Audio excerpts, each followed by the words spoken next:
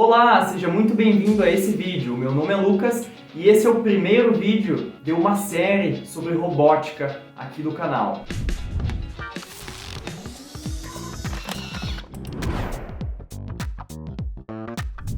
Como esse é o primeiro vídeo, eu vou estar contextualizando vocês sobre alguns temas, como a origem da palavra robô, a diferença entre robô e robótica, a diferença entre um robô, um autômato, um ciborgue e um androide, o que é a robótica. Então eu vou estar contextualizando vocês sobre esses assuntos, para vocês ficarem por dentro e acompanharem os próximos episódios dessa série, beleza?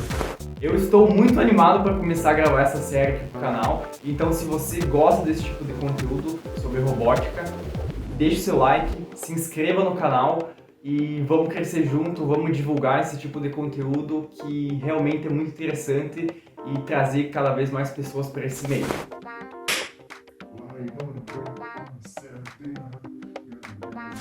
A origem da palavra robô se deu em 1920 com o escritor tcheco Karel Capek, na composição de uma peça teatral que conta a história de um cara que descobre como criar vidas humanas para realizar trabalhos pesados. E outro termo muito interessante é a palavra robota, que por mais que hoje ela não seja tão utilizada, mas naquela época essa palavra ela tinha uma ideia de criticar alguns trabalhos que desumanizavam as pessoas, transformando-as em meras extensões de máquinas, fazendo com que elas perdessem o seu potencial. Então, por mais que a palavra robô ela seja relativamente nova, ela apareceu pela primeira vez ali em 1920, mas essa ideia de dar vida a seres inanimados, ela é muito antiga, ela vem lá das civilizações antigas e ela tem um caráter muito religioso também. Vários conceitos religiosos falam sobre a ideia de criar objetos inanimados ou dar vida a objetos de forma mágica,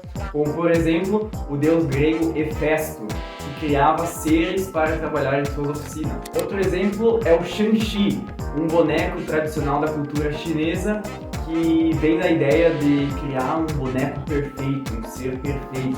E outro exemplo clássico é o Frankenstein, uma obra de Mary Shelley, escrita entre os anos de 1816 e 1817 e publicada em 1818. Então a gente consegue ver que por mais que os robôs eles começaram a florescer a partir da segunda metade do século XX, já se tinha um conceito mais antigo sobre criar objetos de forma inanimada, dar vida a seres de forma inanimada, e isso tinha um caráter muito religioso relacionado a algumas civilizações antigas e também algumas obras literárias, como por exemplo o Frankenstein. E dentro desse universo a gente tem também o termo robótica.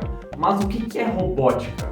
Bom, se fosse resumir em uma frase, robótica é o campo de estudo e conhecimento dos robôs. Então, depois de todo esse contexto dos robôs ter se proliferado, em 1941, o escritor norte-americano Isaac Asimov ele publica as famosas 3 leis da robótica, que são elas: um robô ele não deve ferir um ser humano, um robô ele deve seguir as ordens de um ser humano e um robô ele deve proteger a sua própria existência, sendo que essa última não pode entrar em conflito com as duas primeiras.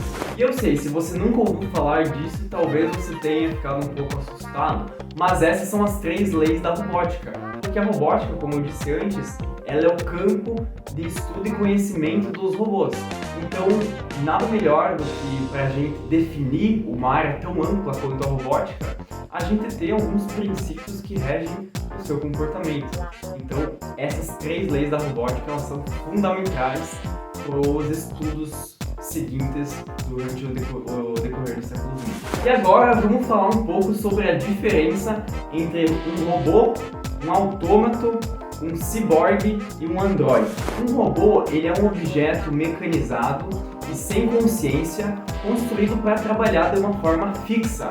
Ou seja, um robô ele segue aquelas leis da robótica, como por exemplo aquela lei que diz que um robô ele deve seguir as ordens dos seres humanos.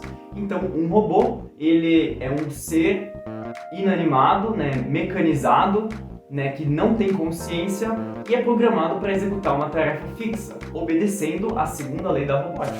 Agora, o termo autômato ele surgiu antes mesmo da palavra robô e está relacionado a um ser inanimado que executa tarefas de forma automatizada com uma determinada configuração prévia.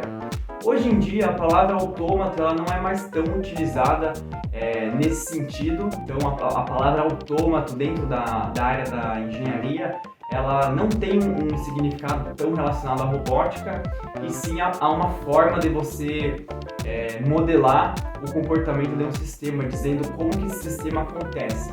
Mas isso pode ser um assunto para um outro vídeo. Mas é interessante a gente saber que a palavra autômato ela era utilizada mesmo antes da palavra robô. Agora, Android é um termo que vem lá da Grécia e ele relaciona um ser mecanizado, mas que possui aparência física e visual parecida com a do ser humano. E hoje a gente já consegue ver algumas aplicações desses tipos de androides, como por exemplo o robô Sophia, desenvolvido por David Hanson, da empresa Hanson Robotics.